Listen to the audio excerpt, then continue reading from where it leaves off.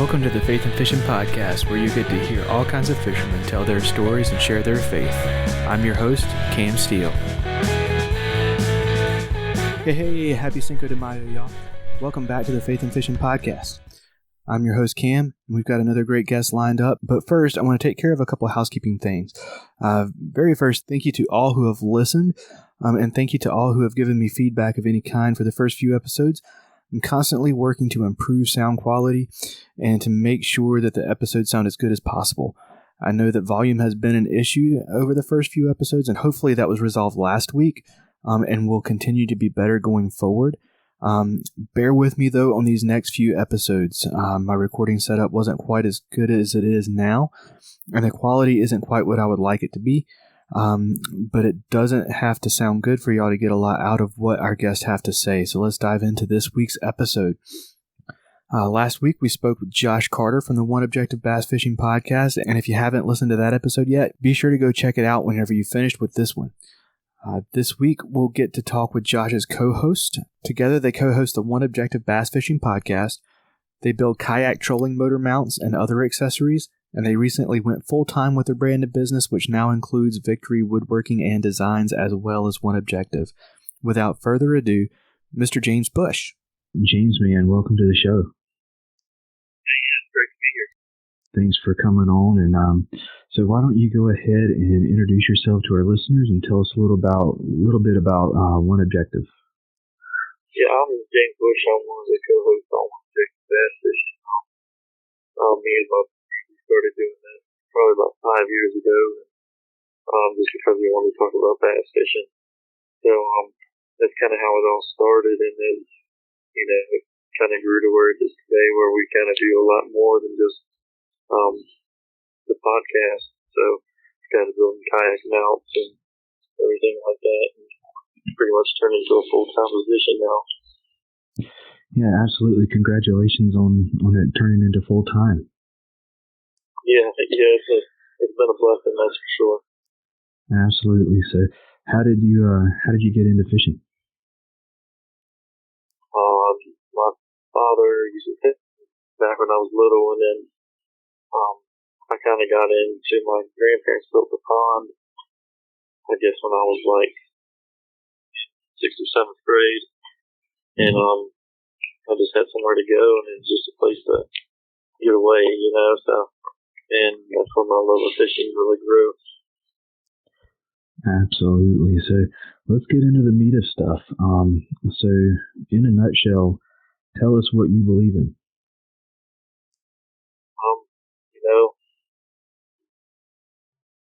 You have to have faith behind you 100%, in anything that you do. And then my family is, is everything to me. So everything that I do is for my family. Sometimes, it's hard for them to see where all that you're going, and that it is all for them. But that's just part of it. Absolutely. They'll figure it out. Absolutely. So why don't you go ahead and tell us the story of how you came to believe in what you believe in.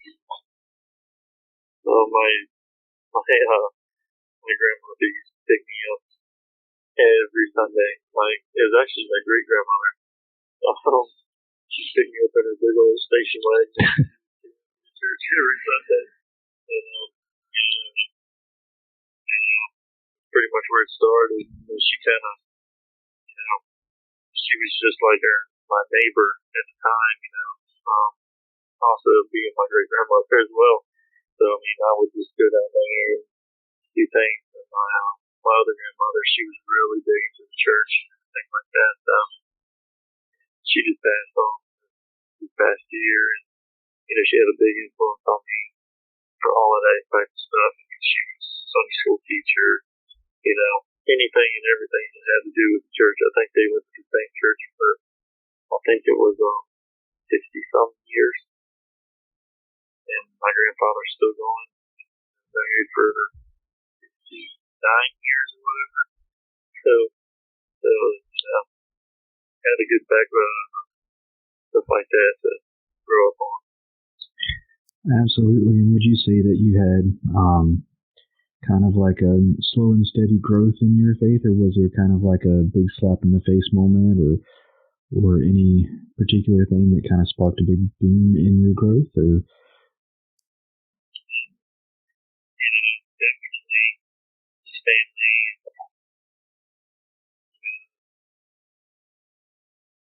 Just you have things that go on in your life that um, make you respect it even more.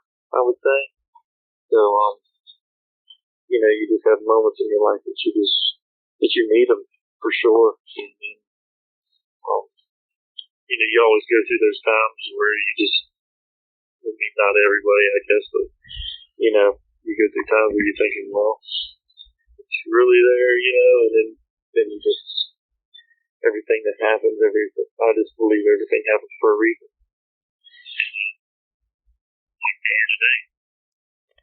absolutely. So whenever you have those times of doubt, and anyone who claims that they don't have those, they are lying to themselves. But whenever you have those, yeah. So whenever you have those times of doubt, what is it that you kind of focus on to get you through those times? I think there's just things that will happen that will make you realize, hey, I mean, like I said, I've just come to this point in time now. Everything happens for a reason, and you're just gonna go through. You have to take the good with the bad. It's it's all like it's a lesson. You're never, you're never done learning and done growing. The way that I see it, so you've got to be put down some to be able to, to learn more, and the more you learn, the more you grow. So that's just the way, the way I go about it nowadays. Yeah, absolutely.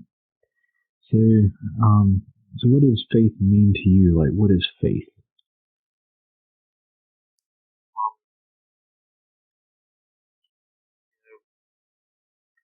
Believe in something, stronger than you are, and you know,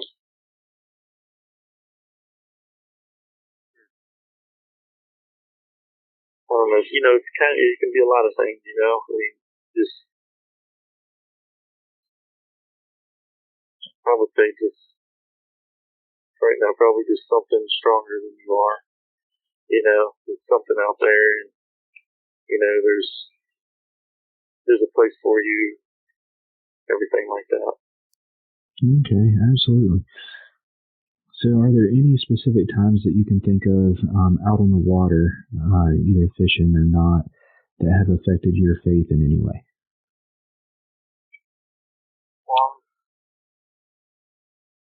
Just being able to be out there is something that is so beautiful. Like there's nothing more than going to a new body of water that you've never been to and just admiring all the beauty that is around you. That was created. And it's like how could even somebody create something that's beautiful? Because everywhere you go is so different.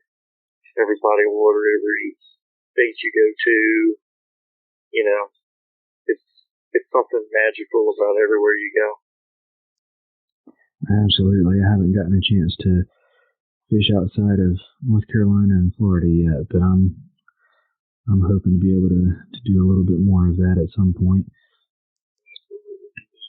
Sure. Absolutely. So, one of my favorite questions that I get to ask: what fishing story or memory means the most to you?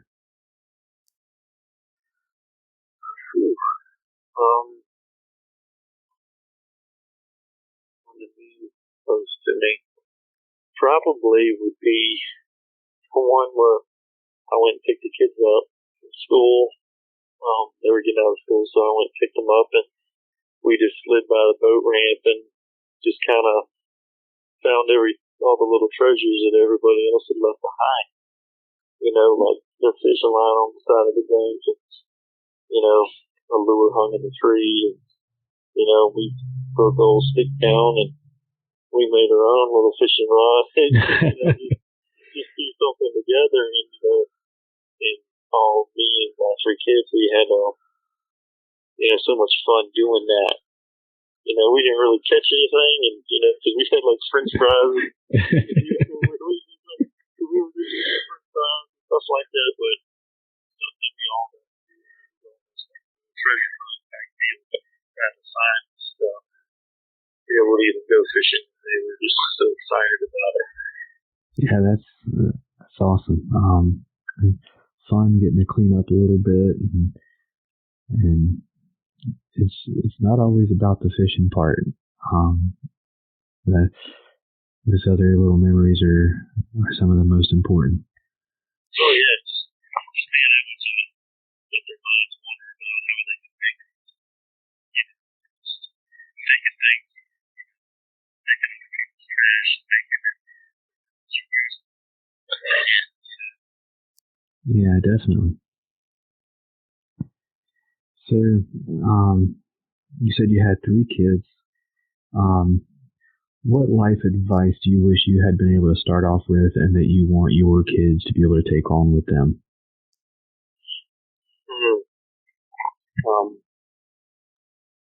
First of all, you want them to be church-going people, take the right path. You just want them, the main thing is you just want them to be able to take the right path. You're hoping that you're, raising them the right way to take the right path, work hard and have, take care of their family, and that's probably the 3 main things, Yeah. Absolutely. So what about fishing advice? What fishing advice do you wish you had been able to start off with and that you want them to be able to take on with them if they decide to keep on fishing throughout their life? Some of the stuff would just be never think you know too much, for sure. You're never done learning, no matter, that's just a thing to use just in life in general. I've said it a couple times already, but, learn from everybody, and have fun, I would say. Don't make it a job, and, if you feel like that you have to do it, but because you love to do it, if you love to go fishing, go fishing. I would never pressure my kids to go fishing if they didn't want to. I would love for them to follow and love to go fishing with me as much as possible. But that would be just some advice. Have fun, make it a fun thing to do. Remember your old dad, because he'd like to fish. Right. You put a rod in your hand and go fishing. And, I wish that back in the day, I wish that they had all the stuff that they have now for children to learn to fish more. I mean, you've got high school fishing teams, college fishing teams, all that stuff. I mean, I probably would have tried to work harder in school if I knew if I could have went to a college fishing team. That's things that are out nowadays that we didn't have before. Yeah, absolutely. And all the internet, you've got YouTube, you've got podcast shows, you've got all this information that you can take. And you still have to do your own thing when you go fishing.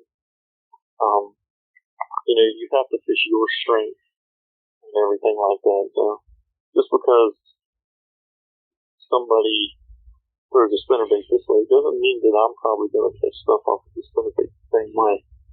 And that I'm going to have the confidence to throw that spinnerbait like they throw it. So many things just have confidence in what you do.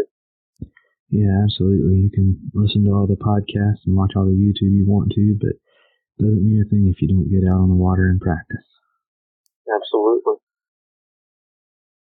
All right, man. So let's say you're on the boat or in the bank with a fishing buddy. What is your typical conversation centered around? Probably a little bit of anything and everything. I mean, we,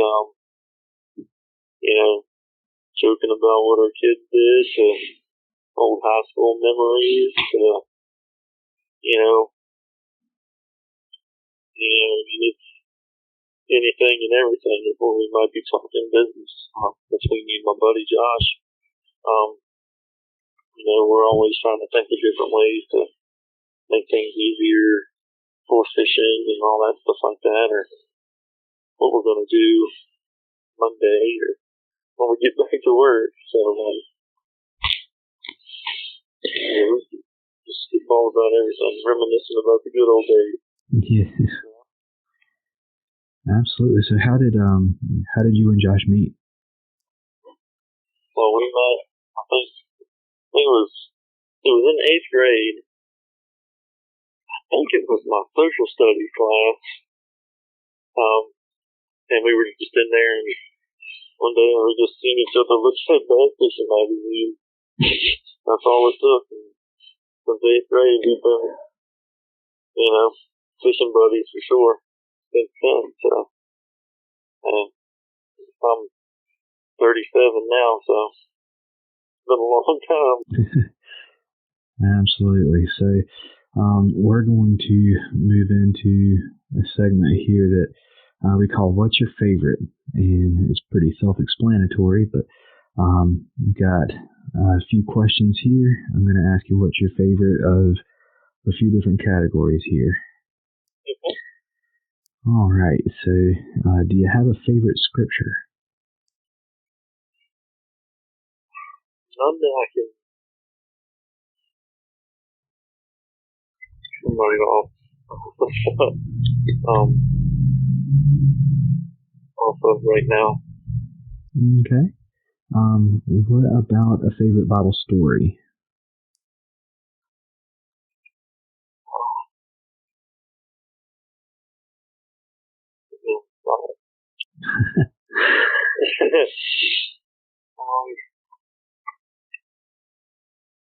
There's so many good ones.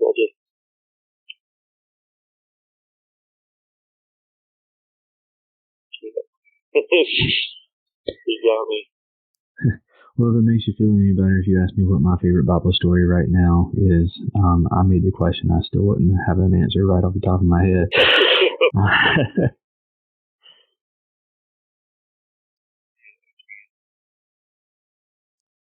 All right. So, what is your favorite fish to catch?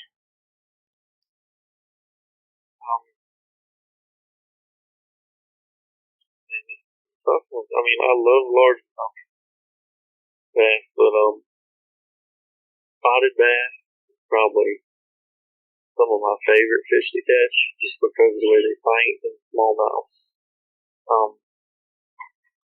But can't pass up a good day of catfishing, stuff like that, depending on what you're doing. Yeah, absolutely. But I would say probably my favorite fish to catch right now would probably be smallmouth. Okay. All right. What about your favorite fish to fish for? Just because where I live right now, it would be largemouth. Because I don't have the rivers and stuff like I did back home. But being where I'm at right now, it'd probably be largemouth. Okay. So where are y'all now? I actually live near Suffolk, Virginia. I used to live in Bedford, Virginia, which was near Smithville. The upper James River, stuff like that. So I kind of cut our teeth on smallmouth fishing. Yeah, absolutely. All right. What's your favorite fish to eat? Ooh. favorite fish to eat is probably going to be probably striper or just tuna. Okay. Absolutely. How do you like your tuna cooked? I don't like it cooked. There you go. All right. While we're on the subject of food, what's your favorite fishing snack? Favorite fishing snack? Fig Newtons. Fig Newtons. Yup. All right. I can't say that one's my favorite. Yup. They're kind of good for you to eat and stuff like that when you're fishing. So that's kind of like my all around food. I hear you. So, all right. So I don't need to give up any specifics in terms of specific spots or anything, but what's your favorite body of water to fish on? favorite body of water? Locally or in stuff like that, it would have to be probably just some of the rivers around here, like the Blackwater River and stuff like that. And then if I was able to go out and fish somewhere else, I'd probably say places in Louisiana. Okay. So have you gotten to fish Louisiana before? Yeah, I actually went to the national championship last year. I think the name of the place that I fished was Bayou Black. It's a little bit small, little lake, and really enjoyed it down there. It's just easier to pattern fish and everything like that. And they're just doing what they should be doing down there. Okay, absolutely. So the last one for the what's your favorite? What's your favorite time of year to fish? Favorite time of year is spring. Springtime. And Pre-spawn, spawn, or post-spawn? I actually really like pre-spawn. When you get a good jerkbait bite, stuff like that going on. And, once that water temperature gets about in the, 50 range, I really like to throw a jerkbait. Just work a bunch of water. And when they're feeding up, you can have some epic days on the water, for sure. Absolutely. Well, that's right now for me. Oh, yeah. All right. So a couple more questions for you here. So I don't know if you are one that likes to fish for multiple species of fish or you're strictly a bass guy. But do you have a bucket list species of fish that you absolutely want to catch this fish before you die? I would like to catch a redfish. Okay. And probably a tarpon. Absolutely. Silver King. Yeah. All right. So what about a bucket list body of water, a lake or river or ocean or bay or anything like that? Bucket list body of water would probably be probably in Mexico, where they have those they grow the bass and stuff like. Came over to like El Salto or whatever like that, but they have these big, bass fishing lakes down there that they just grow all kinds of big bass. So maybe go down there and get a bucket list, bass over 10 pounds would be definitely the place that I'd like to go. Heck yeah, man. That sounds awesome. Yeah. All right. Well, we're going to start wrapping things up here. So if you would, go ahead and let us know what's upcoming for you and for One Objective. Well, we have a bunch of stuff coming out for mount wise for different kayaks and everything like that we're getting ready to release in the 1st of March. And we also have a cabinet shop as well that we opened up about a month or so ago that we're running everything out of. So we're not full time, just one objective. We're kind of, got both things going on. We make signs and everything like that. So, it's hard to just do one thing anymore. So you kind of got to do a little multiple things if you can, and anything and everything keeps family fed, So I just hope that everything keeps growing and everybody keeps liking what we're doing. That's the main thing. Is it's hard to keep everybody happy, but if you can keep a lot of people happy and everything like that, and let things just do what they do. You just got to put your you can't really control it. You just got to let things happen as they happen, If it's meant to be, it's meant to be. Pretty much it. Okay, absolutely. So, if you got stuff coming out the 1st of March, it will be out by the time this podcast airs. So where can listeners find out more about that stuff? Find out more about you, follow you on social media, all that good stuff. Yeah, they can follow me on Facebook as James Busch, or they can look me up on One Objective Bass Fishing, and you can check us out on. We have Instagram,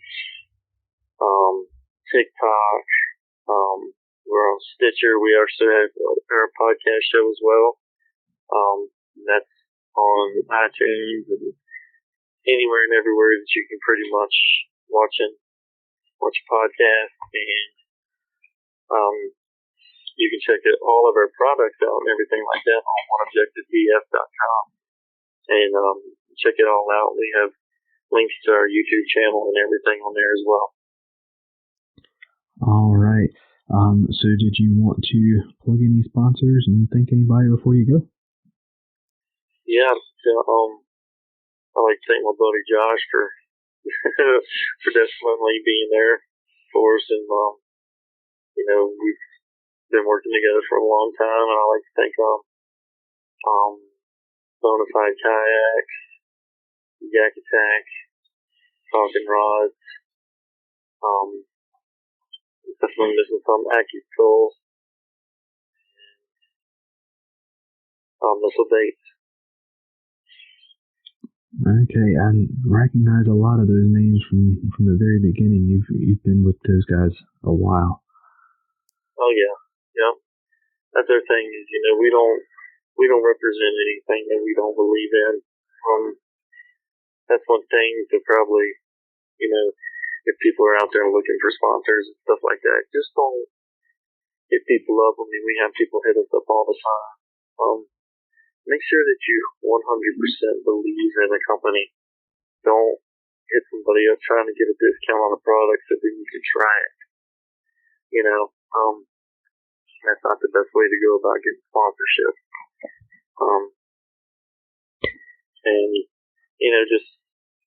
If people are treating you right, then treat them right. Things will all happen. Absolutely. Well, thank you for coming on and for all the great answers, man. All right. Well, thank you for having me. Absolutely. On the show. Thank you. All right. Thank you. Again, I want to thank James for coming on the podcast and sharing his story with us. If you want to find out more about James and One Objective, head on over to oneobjectivebf.com. If you want to see some of their kayak accessories and mounts, click the store tab at the top. If you have not tuned into the One Objective Bass Fishing Podcast yet, make sure you check them out on whatever app you're listening to this one on. Thanks again, and God bless. Thanks for listening to the Faith in Fishing Podcast. If you like this episode, please give it a rating, a review, and make sure to subscribe on whatever app you're listening to so you never miss an episode. You can follow the podcast on social media at facebook.com/faithandfishingpodcast and Instagram at faithandfishingpod. Special thanks and a big shout out to Jonathan Inthelancy for helping me write, play, and record the music for the show, and to Tyler Worrell, the graphic designer behind our amazing logo. If you have any questions about faith, I encourage you to contact a pastor in your community.